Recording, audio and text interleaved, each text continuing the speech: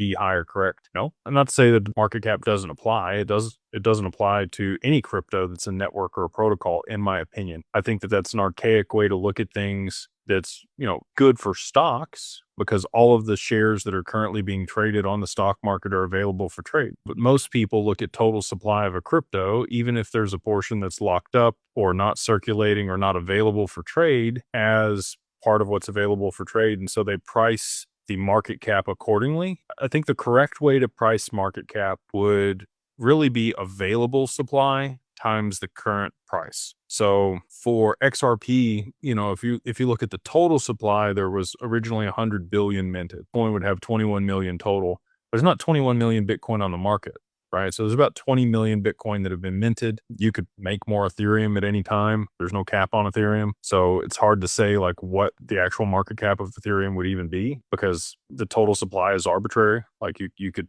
make more of it at any time. So all that being said, I mean, if you did have a finite amount that is the total circulating supply or the total supply minted, I think that a more appropriate metric for market cap would be available supply. So what's actually being traded, because there's a lot of Bitcoin that's been lost over the years. There's probably 2 million Bitcoin if you want to count Satoshi's Bitcoin as lost, which I don't think it is. I think it'll move. But let's say 1 million Bitcoin, 2 million Bitcoin, never going to move again. They're in wallets that have been dormant for an extended period of time. The person died or lost the keys or something bad happened. So that takes coin out of circulating supply. Anyway, I do not think that traditional market cap applies to crypto using the total supply or the circulating supply of the token.